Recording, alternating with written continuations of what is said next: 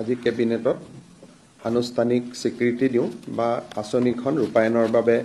আমি সিদ্ধান্ত গ্ৰহণ কৰোঁ। মই অলপ আঁচনিখনৰ বিষয়ে আপোনালোকক বুজাই দিব খুজিছোঁ। দশমমান শ্ৰেণীৰ পৰা উত্তীৰ্ণ হৈ যিসকল ছোৱালী বা ছাত্ৰীয়ে একাদশ মান শ্ৰেণীত নামভৰ্তি কৰিব, তেওঁলোকে গৰম বন্ধৰ 2টা মাহ বাদ দি প্ৰত্যেক মাহত তেওঁলোকৰ উচ্চতৰ মাধ্যমিক শিক্ষা শেষ নোহোৱা পৰ্যন্ত প্ৰত্যেক মাহত 1000কৈ টকা চৰকাৰৰ পৰা লাভ কৰিব। অৰ্থাৎ হায়াৰ ছেকেণ্ডেৰী ফাৰ্ষ্ট ইয়াৰত এইবাৰ যিসকল ছোৱালীয়ে নামভৰ্তি কৰিছে, তেওঁলোকে হায়াৰ ছেকেণ্ডেৰী পৰীক্ষা বা পাঠ্যক্ৰম সম্পূৰ্ণ কমপ্লিট নকৰালৈ 1000 টকা চৰকাৰৰ পৰা প্ৰতি মাহত তেওঁলোকে পাব। আৰু এই পুঁজিটো প্ৰত্যেক মাহৰ 11 তাৰিখে তেওঁলোকৰ বেংক একাউণ্টত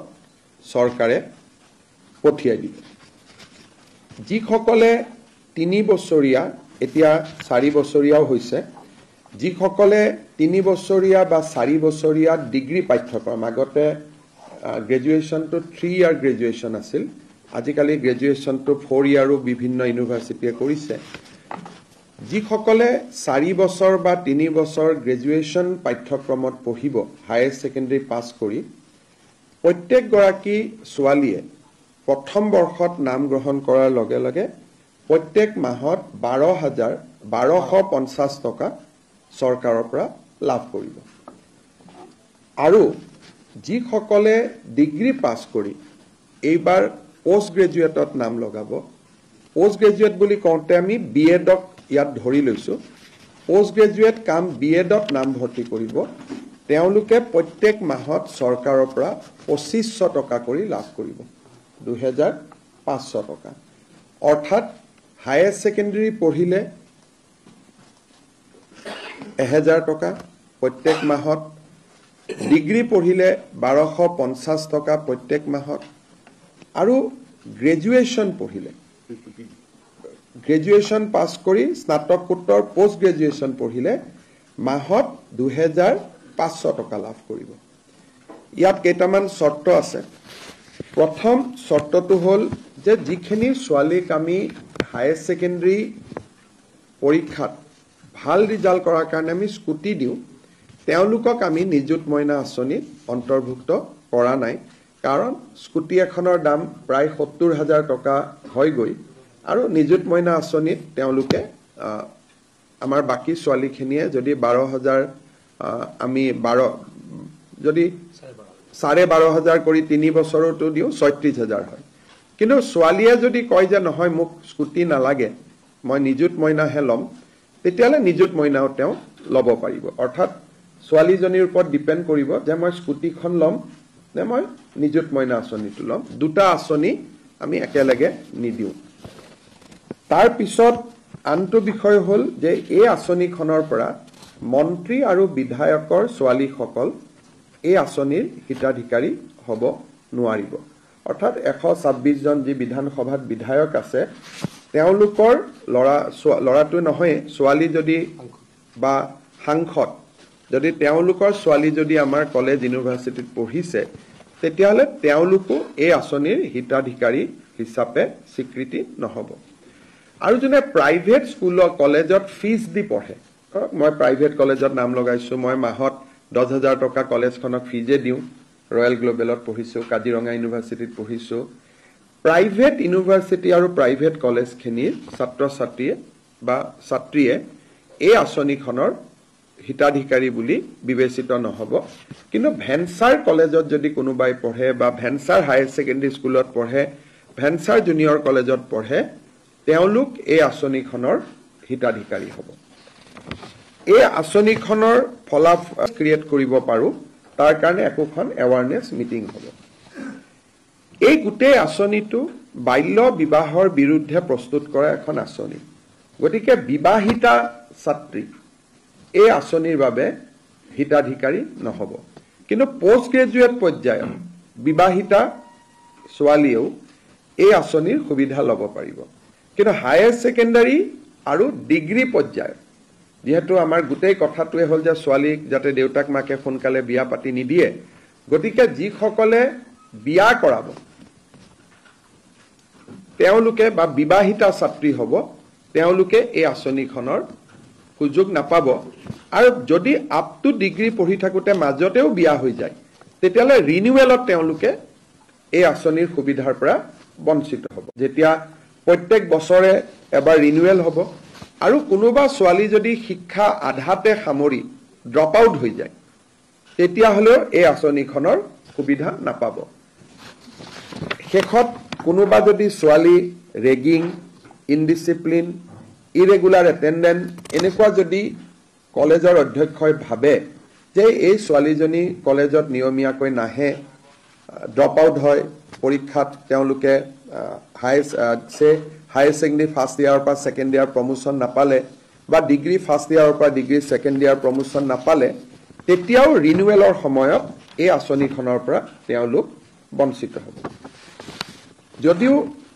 এই আঁচনিখনৰ লগত জড়িত নহয় আমি ইলেকশ্যনৰ আগত বা বিশেষকৈ যোৱাবাৰ স্কুটি দিওঁতে আমি এটা কথা ঘোষণা কৰিছিলোঁ যে অহাবাৰৰ পৰা 75% পোৱা ছোৱালীহে স্কুটি পাব কিন্তু এডুকেশ্যন ডিপাৰ্টমেণ্টে অধিসূচনাখন নোলোৱা কাৰণে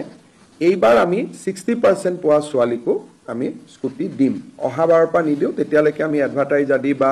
অধিসূচনা আমি প্ৰকাশ কৰিম কিন্তু MCC model code of conduct থকাৰ কাৰণে এডুকেশ্যন ডিপাৰ্টমেণ্টে অধিসূচনাখন দিব নোৱাৰিলে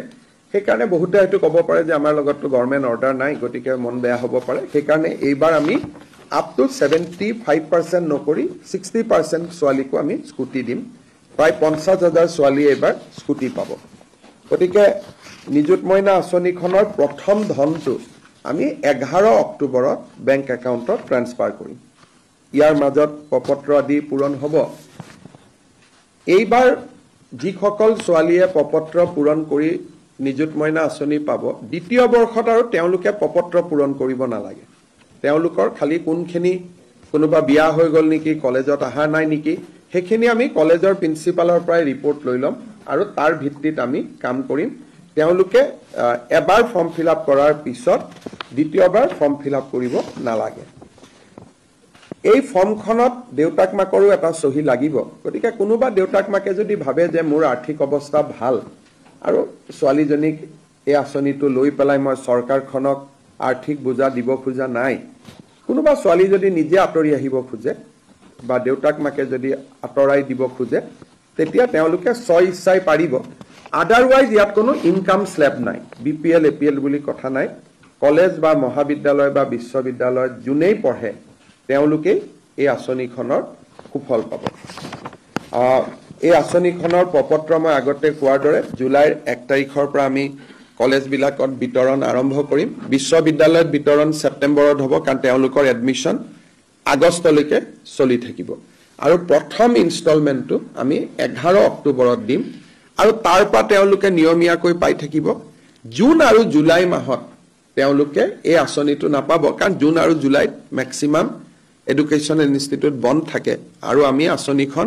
10 মাহৰ বাবে আমি দিম এটা বছৰত সেইকাৰণে প্ৰত্যেক বছৰত জুন আৰু জুলাই মাহত এইটো ডিবিটি নহয় আন মাহকেইটাত এই আঁচনিটোৰ ডিবিটি হৈ থাকিব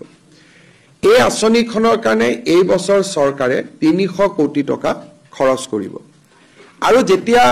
4 বছৰ ডিগ্ৰী কোৰ্ছলৈকে কাৰণ এই বছৰ প্ৰথম বৰ্ষৰ ষ্টুডেণ্টখিনিয়ে পাব লাহে লাহে দ্বিতীয় তৃতীয় চতুৰ্থ ইয়াৰলৈকে পাব টোটেল 10 লাখ ছোৱালীক এই আঁচনিখন আমি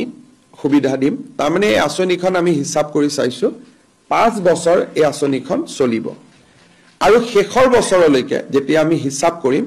শেষ বছৰটোত এই আঁচনিৰ পৰিমাণ বা আউটগো 1500 কোটি টকা হ'ব এই বছৰ 300 কোটি হ'ব অহা বছৰ 600 কোটি হ'ব তাৰ পিছৰ বছৰ অকল ডিগ্ৰীত থাৰ্ড ইয়াৰ থাকে হায়াৰ ছেকেণ্ডাৰী নাথাকে পোষ্ট গ্ৰেজুৱেটত থাৰ্ড ইয়াৰ নাথাকে গতিকে থাৰ্ড ইয়াৰত 300 নাবাঢ়ে 300 600 প্ৰথম 2 বছৰত বাঢ়িব থাৰ্ড ইয়াৰত 150-200 কোটি টকাকৈ বাঢ়িব কিন্তু এই আঁচনিখনে জি ইয়াৰ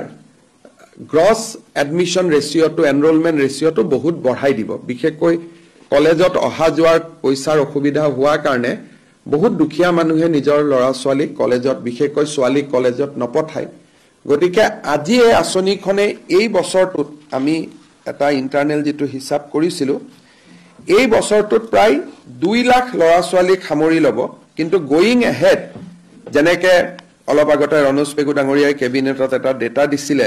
যে স্কুটি ফাৰ্ষ্ট ডিভিজন কৰা ছোৱালীয়ে পাই কাৰণে এইবাৰ 40,000 ছোৱালীয়ে হায়াৰ সেকেন্ডাৰী ফাৰ্ষ্ট ডিভিজন পাইছে কিন্তু লৰাই ফাৰ্ষ্ট ডিভিজন পাইছে 11-12,000 তাৰমানে ছোৱালীৰ ফাৰ্ষ্ট ডিভিজনৰ সংখ্যাটো স্কুটিখনৰ কাৰণে বহুত বাঢ়ি গৈ আছে মই ভাবো যে নিযুত মইনা আঁচনিখনেও ছোৱালীৰ মাজত গ্ৰছ এনৰোলমেন্ট ৰেচিও অভাৱনীয়ভাৱে অহা কেইবছৰ মানত বৃদ্ধি কৰিব আৰু আমাৰ উদ্দেশ্যটো হল যে বাল্য বিবাহ বা ড্ৰপ আউটৰ